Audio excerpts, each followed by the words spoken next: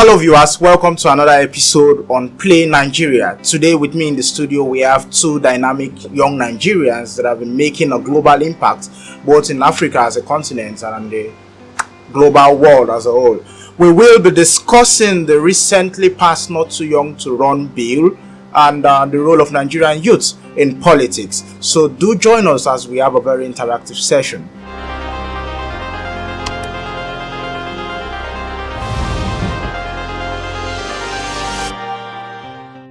Okay, so I'm very familiar with the both of you, but for the benefit of our viewers who might have little or no information about you, can you kindly introduce yourself? I'll be starting with you, please. Hello, good evening, everybody. I'm Onyebuchi Michael Chinoso by name. I'm from Enugu State. I'm currently running for the office of State House of Assembly, representing Nigerian constituency.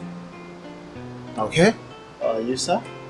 My name is Okeka Kingsley Chukwuezugo. I'm a lawyer, an African philosopher, and by chance, an accidental politician.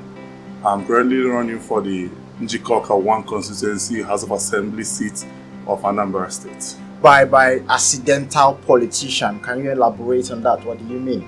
As an accidental politician, I never set out to be a politician. It was never my dream. However, the current challenges in the country has led me to join hands with my fellow comrades to make a change in Nigeria, because we need a positive change through legislation.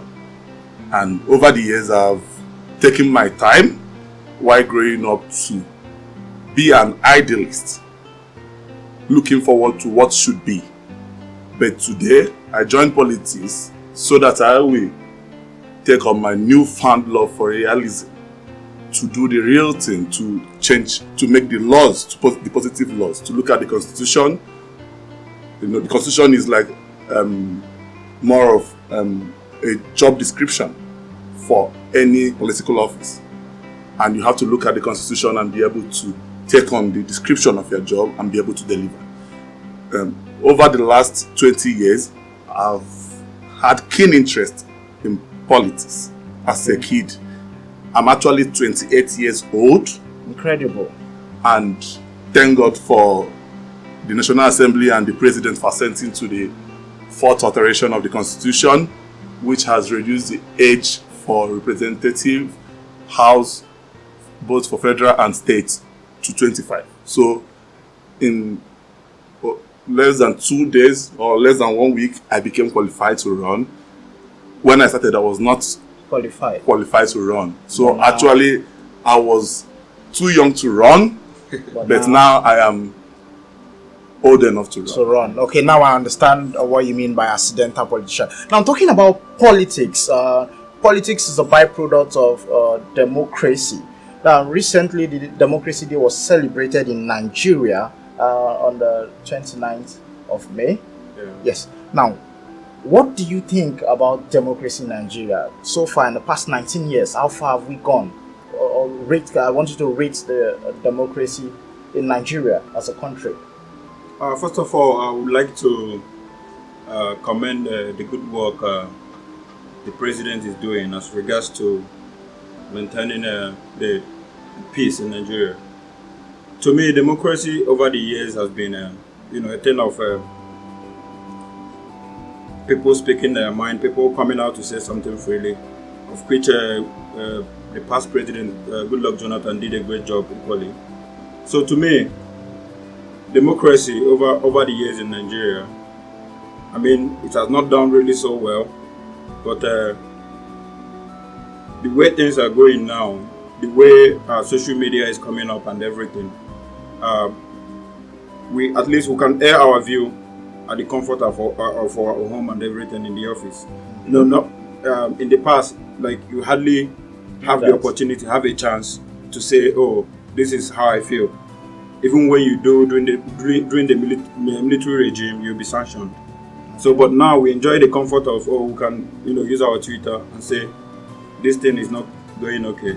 Okay. And I mean, I can say we're not doing bad. Okay, so on a ratio of 1 to 10, how would you rate us? I can rate 8. 8. Yeah. Can you give a reason why? Why 8? Why? Because me and you can comfortably. The reason why I said 8, because if it was the then Nigeria, if you come on air and say things that that is contrary with the ruling government, it goes to jail straight. Okay. So for the fact that we have freedom of speech now, somebody can sit at the comfort of his home and say, "Oh, I don't like what the president is doing," and still comes out the next day. You can't say that in the past. So that's why I can rate us for the fact that we have that freedom of speech, which is very, very vital in any society. Okay. So that's why I can say I can rate 8 out of 10. Okay, would you agree with him that Nigeria has gotten to that level on his ratio? To me, democracy has to do mainly with the chapter 4 and 5 of our constitution. The fundamental human right of every citizen is guaranteed. And it goes from right to speak, right to movement, right to freedom of the human person generally. The innate right that comes from nature. You can speak, you can walk to anywhere, you can eat what you want to eat, you can live where you want to live. In the last 16 years, we have actually had a roller coaster of democracy. We have gone from going forward to going backwards. We have just been dwindling, and in the recent times, we have gone terribly down. We have seen a situation where a lot of people were granted bails by the court, which is judiciary, the third arm of the government, and the executives couldn't execute that. That is a very big blow on democracy. When you touch the judiciary, you touch the human person, and you make the man who is a homo sapien become man who is a homo erectus who can get violent. If I can't get justice from the courts, I resort to self-help. So in the last 16 years, I don't think we have had a fair share of democracy. As a student of history, I can say between 1960 to 66, we had a little improvement in democracy. But with the coming of the military, we crashed totally from that progression to a state that I'm sorry to say that we don't have democracy. No, sorry, Pastor, I don't mean to interrupt you, but I think my view on this, I don't want you to judge the situation of democracy now with the what maybe you said something about court will grant you justice. Maybe the judiciary will grant you justice, and maybe probably the people will say no, like they don't agree with. Like we have, in as much as we've had things like that happen in the past, we've also have positive judgments that at the end of the day, no matter what, like court will pass judgment and it still holds. So I don't want us to look at it from that angle that just because we've had 1 or 2 cases in the past does not mean that we are not growing. Okay. We are making progress. Okay. Do you understand? Okay. And so you are saying now that democracy in Nigeria has fared well in the past 19 years. Is that what you're trying to say? If I keep saying I don't actually agree to this fact that everybody's saying, oh, we are not going anywhere, we are going backwards. If we are really going backwards, you and I can be here. In as much as we've not done wonderfully well, we are moving. But are you aware that the context of democracy involves a lot more than freedom of speech? It involves the right to exercise your civic duty as a citizen. It involves the freedom to vote and be voted for. A lot of these things are not in place in the present day Nigeria. So with this knowledge, are you still confidently saying that democracy has fared well? At least with the recent assent to not too young to run bill is an indication that we are growing. Do you understand? Just like Barrister rightly stated, as at 2 weeks ago, he wasn't qualified to run because of age, but now he's qualified to run. Is that not an improvement? Okay, talking about the not too young to run bill, what's your opinion on it as a legal practitioner, as a politician, as a young Nigerian youth? I will start from as a young Nigerian youth. I applaud the effort made by everybody, the civil society organization, the National Assembly, and the president, and the state assemblies that assented to that. As a politician, it has given me leverage to run. But when you talk about democracy, you talk about a part of it which has to do with exercising the franchise. to vote. And for you to vote, you have to be registered to vote. I would say that the Independent National Electoral Commission, INEC, has failed woefully to reach out to the grassroots. I'm a grassroots man. Okay. I relate to my people, I live with my people. Okay. I go to my people, I speak to them. I stay with my people and I see adverts on TV, radio, and newspapers in English language. My people speak Igbo. They are conservatively Igbos. You don't advertise to them, you don't say what they hear. And I tell you something, that I have less than 30% of my people registered as voters. And it is hard for them to get to where to register. Sometimes I have to on my own move out to get the INEC officials to go from town hall to town hall, from village square to village square, because I know my people, I know where you can register them. INEC seems to be bereft of the idea of where you go and meet these people. Okay. You can't go to one house 3, 4, 5 kilometers away from the old woman in the village, from the old man in the village, from the trader in the village, from the youths in the village, and expect them to transport themselves to there. You have to come to them. I had to speak to the electoral officers around my area, my constituency, to come down. Sometimes it has to take me to fund logistics, to pay for cabs, to pay for refreshments, and to pay for generators, to hire generators, I fuel it, for them to register my people. And you won't believe that I do this and I leave the next minute and they are nowhere to be found. A lot of my people are registered, they can't get their PVCs. Wow. They come and it is not ready after 6 months, after 1 year. Wow. It is not ready. I think that democracy in Nigeria is dying because the people of my constituency have been denied the right to vote. Okay, so what you are saying is it's not just enough to pass the not too young to run bill. There are various mechanisms that need to be put in place as regards making sure that young people are actually carried along in the electoral process. When you look at the Electoral Act, it stipulates a maximum limit of funds you spend for each election. The presidency is 1 billion, the Senate is, I think, 200 million or thereabouts, or the governorship is 200 million, down to the House of Assembly and local government chairman, which is 10 million. How do you expect a young person to get such enormous such amount of money might not be too hard to get. The economy has been crashed. The value of money has been reduced. So 10 million naira you can access when you know your people and they know you, they can crowdfund for you. But the problem we're having is INEC implementing this limit. For instance, if I say today I have 10 million, which is the maximum limit of money you spend to run, is INEC going to make sure that every candidate doesn't spend more than that? Is INEC going to collaborate with sister agencies to make sure that with the BVN, you make sure that this person doesn't withdraw more than 10 million within this process without telling you where it has gone to? Are the state's inland revenue services going to watch the people's accounts to know where their funds are going to? Because if you talk about democracy, you have to talk about corruption.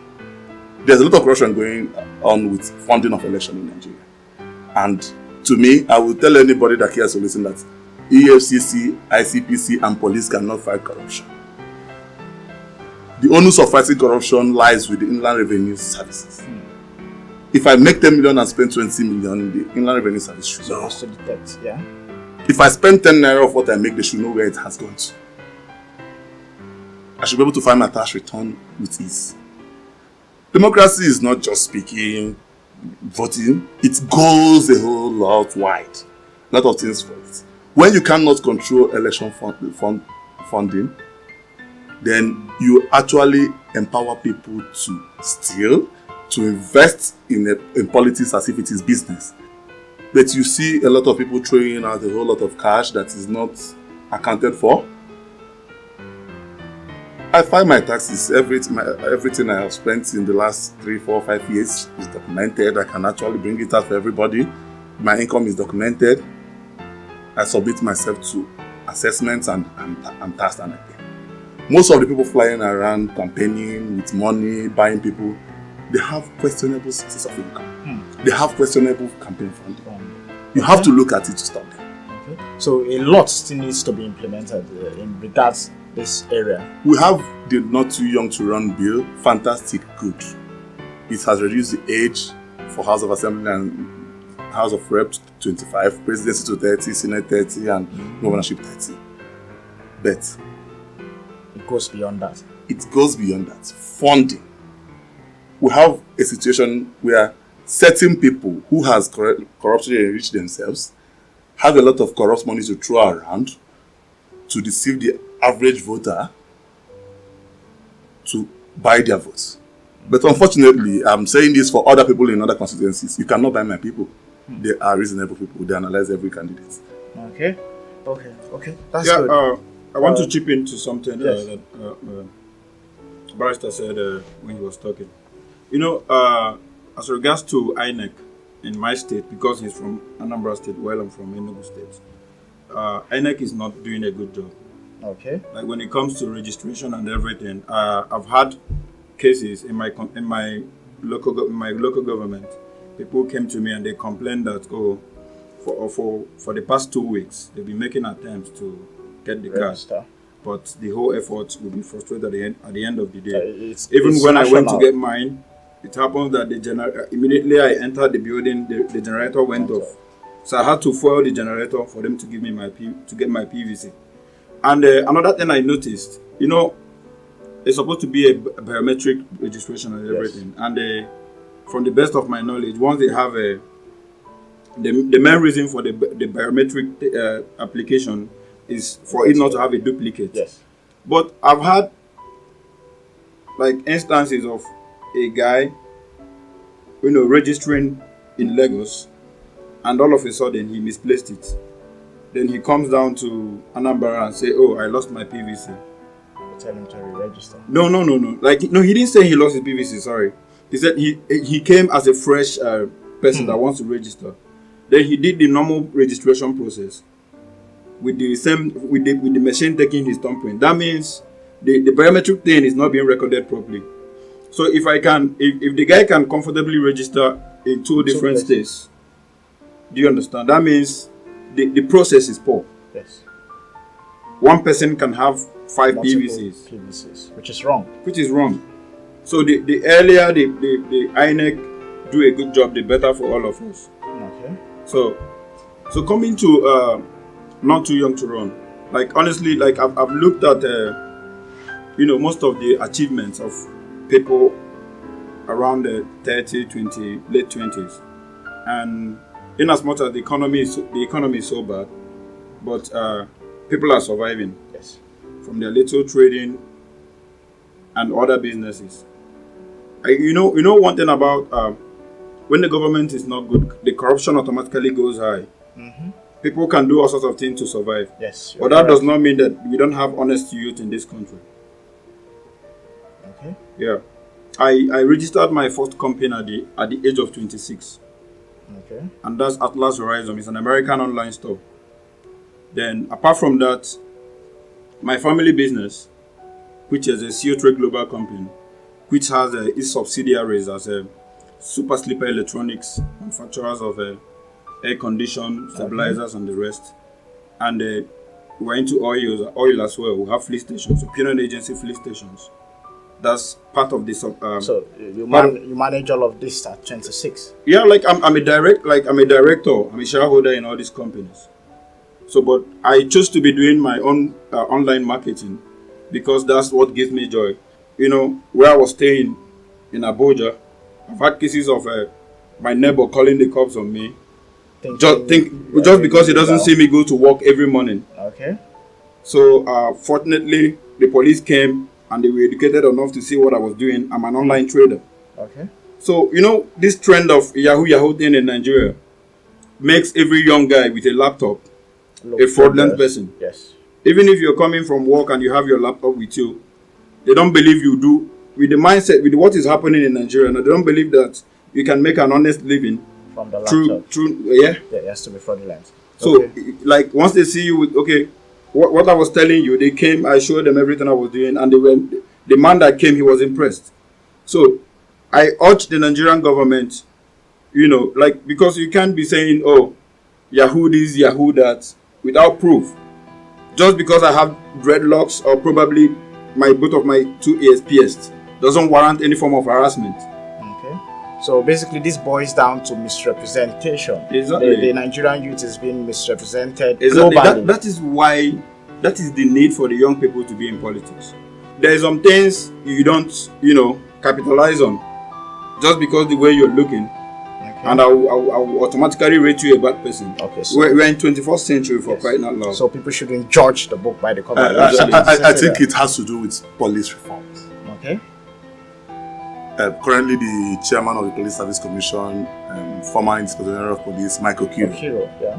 he has been advocating for a minimum standard of OND for recruitment or for being recruited into the Nigerian police force. Okay. But currently, we have some police officers that are not educated, who don't understand how are you doing. Talking about education, we will be bringing into the studio Mr. Franklin Ajete, who is an educationist. He's widely traveled. He has handled progressively well the educational sector in the United Kingdom, and he's doing the same for us here in Nigeria. We will be taking his views on the Not Too Young to Run bill, the role of education in today's politics, and what he thinks about Nigerian youths being ready for leadership. Join us as we have a very interactive session with Mr. Franklin Ajete.